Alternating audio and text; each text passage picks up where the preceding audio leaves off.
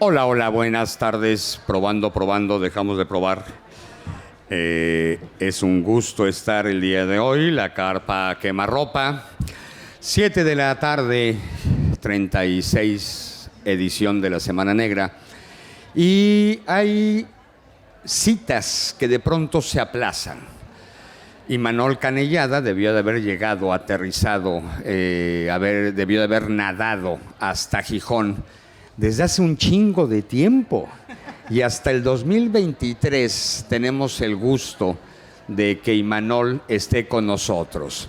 Y el maravilloso, no pretexto, sino la maravillosa situación es de que Imanol, como todos ustedes saben, es finalista al premio Dashiell Hammett con su novela más reciente que se titula Litio, que me toca platicar, conversar, no se las pienso, diría mi hija Frida, despanzurrar, no les pienso contar el final para decirles quién es el asesino, ni quién es el malo, ni quién es el bueno.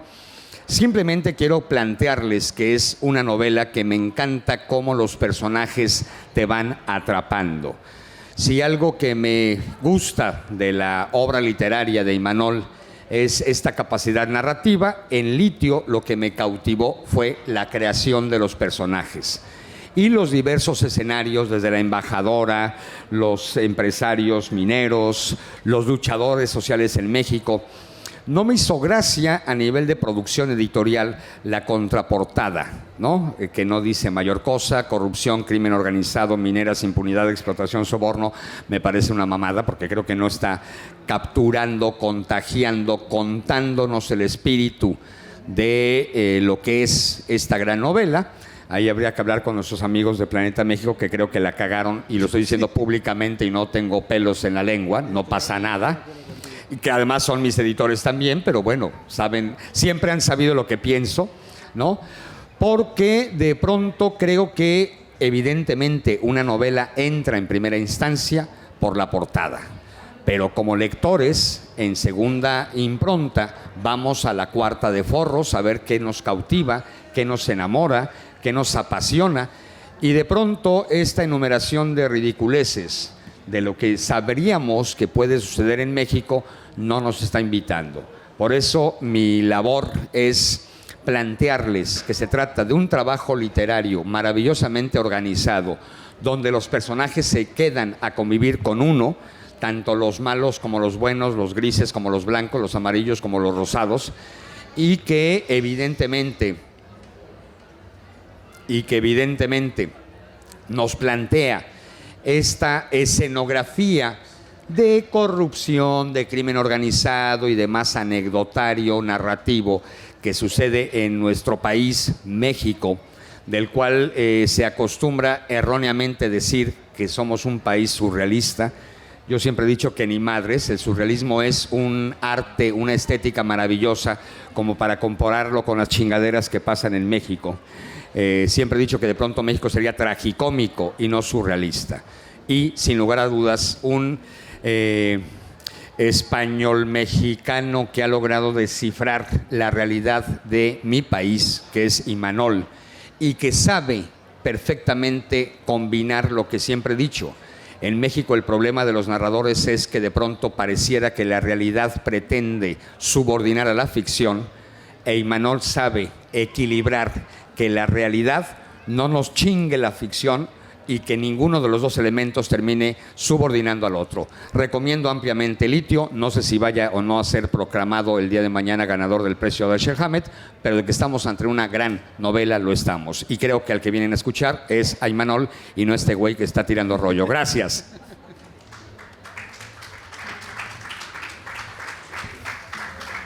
Bueno, es hermosísimo estar aquí en la Semana Negra de Gijón, a la que fui llegando poco a poco después de muchos años. Está larga la tirada desde México para acá.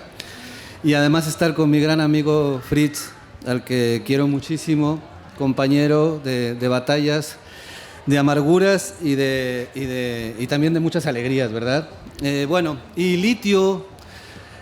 ¿Qué es Litio? Bueno, es una novela de personajes, mencionas, Fritz. Es una novela de personajes principalmente. Es una novela donde la trama probablemente pase a un segundo a un segundo término, y lo que sí trabajé muchísimo es cada uno, es una novela coral, son como 7, 8 personajes, y está contado desde las 8 perspectivas de cada uno de los personajes. Esta historia que tiene que ver con cómo las grandes corporaciones extractivistas en Latinoamérica, especialmente, bueno, en México, en toda Latinoamérica, es un problema en toda Latinoamérica, las grandes corporaciones extractivistas, cómo son capaces de llegar a un lugar y acabar absolutamente con todo. Es brutal la manera en que las mineras canadienses, chinas, estadounidenses, las propias nacionales mexicanas, que las hay de gran poder además, cómo desplazan comunidades enteras y cómo utilizan la violencia del crimen organizado para desplazar a estas comunidades y no tener que rendir cuentas, ¿no? De hecho, esta novela surge ante un mapa muy inquietante que aparece un buen día, que es el mapa de la violencia en México. La violencia en México no está extendida por toda la República, son zonas específicas, ¿no? Esta violencia que llega aquí, ¿no?, a través de los medios de comunicación, etcétera. Cómo esta violencia estaba, el mapa minero mexicano coincidía de manera exacta con las zonas de mayor conflicto relacionado con el crimen organizado, narcotráfico. Entonces, bueno, me llamó la atención, me puse a investigar y di con algunos textos. Aparte de mi propia experiencia como reportero, me fue llevando a esta idea de cómo hay una colusión enormemente perversa entre lo que es el crimen organizado. Había, hay que aclarar porque ya no. La novela está ubicada en 2014. Había esta colusión perversa entre crimen organizado, empresas extractivistas y Estado. El crimen organizado era digamos, el brazo armado con la complicidad del Estado para desplazar comunidades, para poder llegar y en un momento dado no tener que pagar indemnizaciones, o si había resistencia, si había oposición al proyecto extractivista, utilizar la violencia para acallar e incluso asesinar a los defensores del territorio. Estamos hablando de que México, Latinoamérica es el país, la región con más defensores del territorio y ambientalistas asesinados en el mundo. Y México encabeza esta lista.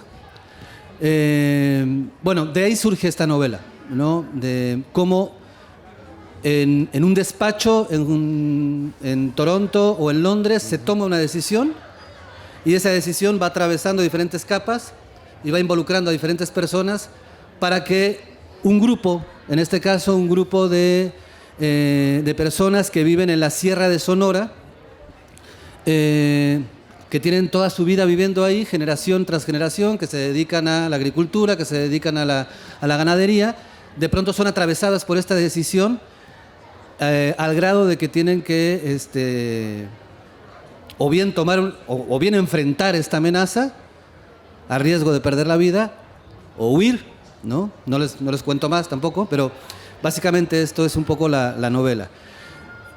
Pero sí procuré que la novela no cayera en mecanismos maniqueístas, y entonces trato de contar la historia desde todas las aristas, porque están los personajes, está el director de la minera en México, y está el geólogo, que es un canadiense, que trabaja para la mina, explorando, y también está la gente del pueblo que abraza el proyecto ante la promesa del progreso. Es muy interesante cómo funciona la idea de progreso, es una palabra mágica, ¿no? Que se lanza, ¿no? Progreso, y en nombre del cual se puede hacer absolutamente todo. Todo está justificado, ¿no? Entonces, la idea de progreso, que es abrazada por ciertos grupos de la propia comunidad, que se vuelven cómplices de la violencia que ejercen las empresas extractivistas, que es una violencia que tiene múltiples aristas, porque es una violencia directa, ¿no? de desplazamiento, es una violencia contra el medio ambiente. Si ustedes ven, a mí me tocó verlo muy de cerca como periodista, cubrí, si ustedes ven cómo funciona una mina a cielo abierto y lo que hace, lo que impacta en el territorio, es brutal, es desolador un paisaje. Después de una mina trabajando años, una mina, hablo de cielo abierto, el impacto es brutal. Entonces son múltiples violencias que que se desencadenan, ¿no? Violencias que además se encarnan en los cuerpos de las personas, que es un poco lo que trata también de trabajar la novela, ¿no? Cómo esta violencia va afectando las vidas cotidianas, simples, totalmente anodinas de estas personas que llevan toda su vida ahí. Y esto, de alguna manera, esto es litio. Pero bueno, vamos conociendo entonces en este pequeño rancho, vamos conociendo a la abuela, vamos conociendo a la hija, vamos conociendo al primo que están en ese territorio, vamos conociendo al alcalde del pueblo, al policía, pero también conocemos a la embajadora de Canadá en México, cómo las embajadas de cada país juegan papeles fundamentales para poder establecer estos mecanismos de violencia, ¿no? Y de brutalidad. Y bueno, en la novela también vamos conociendo a los personajes más siniestros, que son los que hacen el trabajo sucio, que existen, ¿no? Toda gran empresa, todo gran corporativo, todo gran mecanismo extractivista tiene estos personajes sucios, siniestros, que son los que hacen el trabajo oscuro, que son los que hacen las alianzas con ciertos sectores para no tener que... por ejemplo, la ley exige que se le haga una consulta a la comunidad, y de la comunidad depende de que se pueda extraer o no el mineral que vaya a trabajar este corporativo, ¿no? En México no se ha respetado esta ley y no se ha consultado a una sola comunidad, porque está el mecanismo de la violencia que hace que se desplacen las comunidades y entonces ya no llegan las mineras y ya no necesitan consultar nada, ¿no? Entonces, litio habla de todo esto. ¿Y por qué litio? Bueno, ya no tenemos mucho tiempo, ¿verdad? ¿Por qué litio? Porque, sí hay tiempo, es que es media hora, creo. ¿Por qué litio? Porque tramposamente, y lo siento, se los tengo que decir, estamos aquí en España, pero se los tengo que decir, o sea, Europa dice, vamos a transitar en el 35, creo, a los automóviles eléctricos, ¿no? Muy bien, genial, para salvar el planeta. La producción de litio que implica esto, porque las formas de consumo y las formas de producción no van a cambiar. Es decir, lo que vamos a hacer es sustituir el parque vehicular de Madrid de gasoil, gasolina a automóviles eléctricos. De manera que ahorita las Mercedes y los Ford y Renault y todos estos están preparando sus plantas para producir 4.000 unidades al día. ¿Saben la cantidad de litio que necesita para que Europa se lave el rostro y salve el tipo y diga nosotros estamos haciendo lo nuestro para salvar el planeta? Lo que implica para países como México o Bolivia o Chile o Argentina el impacto, cómo van a llegar las empresas extractivistas y van a dejar temblando esas regiones para que aquí en Europa puedan tener la conciencia tranquila. Por eso se llama litio también la novela, ¿no? Porque es bastante paradójico que aquello que se supone que va a salvarnos en ciertas regiones del mundo impliquen impactos brutales. Una vez más, quienes van a poner la sangre, quienes van a poner el dolor y quienes van a poner el cuerpo para salvar y sobre todo para garantizar la continuidad del confort europeo lavando el rostro, una vez más pues van a ser los países de Latinoamérica, los países de África, etc. Entonces, bueno, por eso el título de litio, porque es bastante irónico que todos estos minerales, que se llaman minerales raros, que son fundamentales para poder generar energías limpias, como la eólica, etc., los impactos de la extracción son brutales. Y como no va a haber un cambio de formas de producción y de consumo, eso no va a cambiar, entonces es un poco como vamos a jugar a que realmente estamos haciendo algo, ¿no? Para salvar el planeta, bla, bla, bla.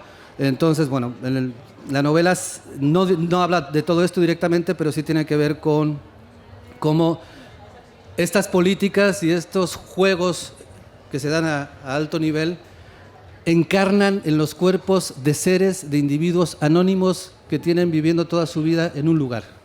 La novela es esto, cómo encarna esta violencia, cómo esta violencia impacta en cada uno de ellos. Entonces, porque tienen un rostro y tienen un nombre y caminan y existen y viven y respiran, y entonces cómo los vas transformando y cómo los vas sometiendo a a estos caprichos, a estas arbitrariedades, que además son decisiones que se toman desde una abstracción.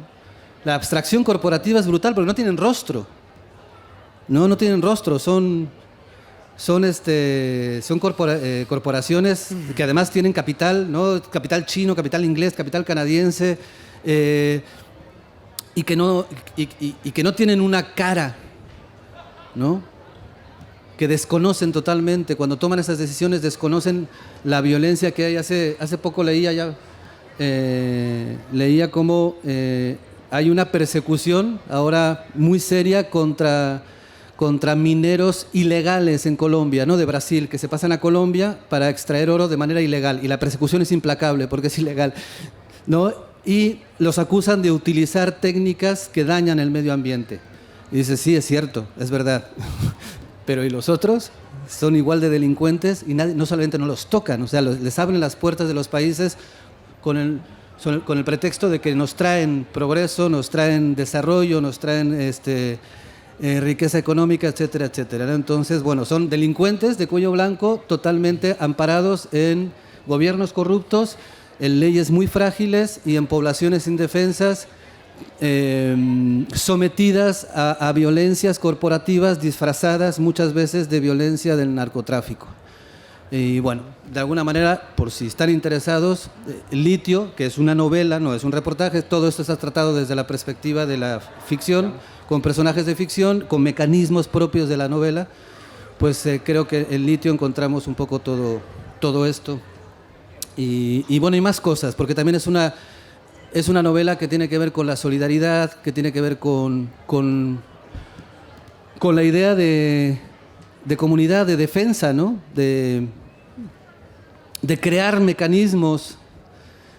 También tiene que ver, es una novela que creo que tiene que ver con el hecho de que esta abstracción se va tragando todo, incluso aquellos que parecen victimarios, que me parece que es una de las cosas que quise trabajar mucho, que quedara muy clara en la novela. Aquellos que aparentemente son victimarios, que parecen victimarios, al final también son víctimas de esta abstracción, de esta maquinaria brutal que se echa a andar y que va devorando absolutamente todo a su paso. Incluso los propios victimarios, los que aparentemente son victimarios, al final uno va descubriendo que también son víctimas, ¿no? Entonces, bueno, es una novela negra en el sentido que está atravesada por una criminalidad muy específica, que no es esta criminalidad nórdica del caso de la viejita que se muere en un departamento, ¿no? Y que investigan, porque en Latinoamérica, en el caso específico de México, cuando hacemos novela negra, nuestro gran reto es precisamente superar esta violencia que está expuesta todos los días en los periódicos, ¿no? En los periódicos todos los días la gente convive con una violencia extraordinaria. Entonces, ¿cómo hacemos en México para escribir novela negra? A diferencia de lugares como los países nórdicos, donde un asesinato se convierte en un hecho extraordinario, en algo, ¿no?, absolutamente inconcebible. Y los escritores, las escritoras de novela negra se agarran de esta inconcebibilidad, de esta imposibilidad del asesinato, para explotarlo. Pero en el caso de cuando escribes novela negra en México, que te tienes que enfrentar a las portadas de los periódicos todos los días que resuman sangre, por desgracia, y mira que es un país que amo y maravilloso, y no solamente es eso, pero bueno, la novela tiene que ver con eso, los retos son otros, ¿no? Entonces descubres que las formas, que los mecanismos de la violencia, más allá del asesino puntual que puede ser retratado en la novela negra europea, etcétera, nuestros asesinos son el Estado, son los grandes corporativos, son las colusiones entre políticos corruptos, empresarios corruptos. Esos son nuestros asesinos, y esa es de alguna manera el tipo de criminalidad que reflejamos en la novela negra mexicana. Lo digo porque en España no es muy conocida, se lee poca novela negra mexicana, tengo entendido. Creo que no llegan mucho los autores y autoras, y entonces, bueno, un poco es esto, ¿no? Nuestro gran reto es ficcionalizar algo que está presente constantemente y hacerlo de forma que el lector descubra que hay mecanismos de la violencia y formas de convivir en esa violencia que trascienden la nota roja o nota amarilla aquí en España, que trascienden el titular y que trascienden el escándalo para convertir, para provocar alguna forma de reflexión y de movilidad. Yo creo que en el caso de México la novela negra tiene un componente social y un compromiso social y político muy fuerte. Inevitablemente este compromiso está ahí, ¿no? Y bueno, ya no tengo más que decir de la novela. No sé si haya preguntas, comentarios. 5 minutos. Quedan 5 minutos. Si alguien quiere hacer alguna pregunta, comentario. Comentarios, dudas, chismes, sugerencias, críticas, No, protestas. Sí.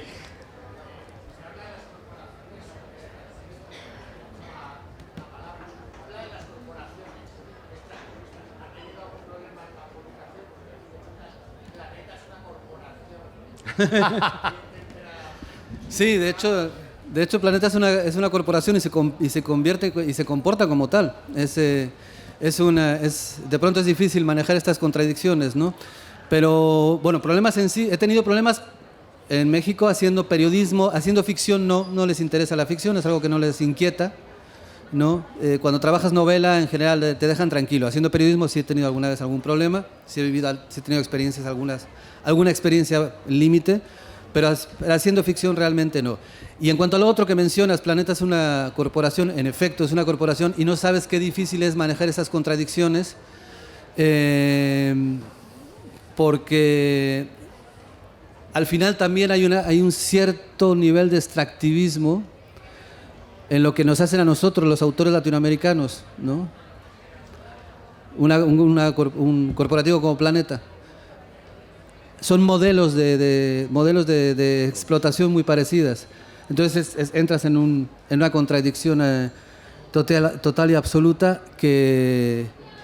¿Cómo lo resuelves? Bueno, pues te consuelas con el hecho de que al ser Planeta va a tener un alcance que de otra manera no tendría, que va a llegar a más lectores, no por un tema de fama ni nada de eso, porque eso no sucede, no es verdad, eso es una idea equivocada, no existe eso, sino bueno, la posibilidad de que va a tener una mínima distribución que va a llegar a muchas partes o a más partes que de la otra manera no sería, ¿no? Entonces es un poco el consuelo al que uno se aferra, pero totalmente de acuerdo, es un corporativo y se comporta como de formas muy parecidas a los corporativos que está denunciando la novela. Pero bueno, siempre hay un grado de cinismo en el neoliberalismo, ¿no? Digo, en lo que hace Hollywood, por ejemplo, ¿no? Que te produce una película como Diamantes de Sangre, ¿no? Y dices, wow, ¿no? Entonces, siempre hay... La idea es un poco encontrar las grietas para colarte por ahí y de pronto pegar el grito, de pronto... Pues más que pegar el grito, porque tampoco se trata de que uno pegue el grito, sino de tratar a través de la literatura de construir personajes vívidos de carne y hueso que puedan mover a ciertos grados de empatía, de conmiseración, que es desde los griegos la literatura ha apuntado a eso, ¿no? A la catarsis y a una posible transformación a partir de eso, ¿no? Yo quisiera notar que al revés, es parte de... El corporativo nos usa como autores, pero también hay que saber usar al corporativo. Y si no estamos visibilizados como autores, y evidentemente este tipo de corporativos nos garantizan la visibilidad que pretendemos. No era de fama ni mucho menos, sino no. Al contrario, ¿no? Y si este corporativo es parte del mecanismo de visibilización de la denuncia en la literatura, el periodismo, el ensayo, la historia, bienvenido también, ¿no? Claro. Me equivoqué. Imanol ya había llegado a Gijón. No personalmente, sus libros ya los había yo traído varias ocasiones a las Semanas Negras. Quiero insistir en que no solamente está Litio en la librería La Historieta, que me imagino que la mayoría, eso ya es un pinche comercial. La mayoría de ustedes conocen la librería Historieta, que es la que trae los libros mexicanos y latinoamericanos. En esta ocasión, evidentemente, se encuentran los otros 4 trabajos literarios de Imanol. El de, recuérdame los títulos, el de los chinos. Chinos, que es Fantasmas del Oriente, que es un genocidio que hubo en México a principios del siglo XX contra la población china, un genocidio en regla, bastante oculto y silenciado. 47 cruces. 49 cruces blancas. Es una novela sobre una tragedia brutal que hubo en México, una guardería donde murieron 49 niños y donde una vez más el Estado fue el criminal. Y 49 cruces blancas y no sé qué otra La de cosa los niños, la de... La otra novela de los niños. Ah, La fiesta de los niños La desnudos. fiesta de los niños. Que no aparecen niños ahí, pero así se llama la novela.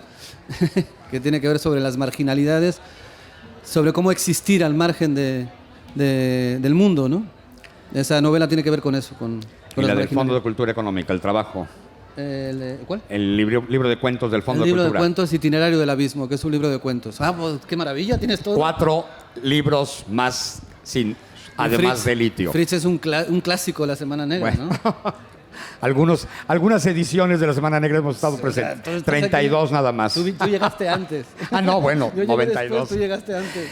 Obviamente, Imanol va a estar firmando libros aquí atrás y cuando termine en la librería de La Historieta con el resto de su producción editorial para quien guste.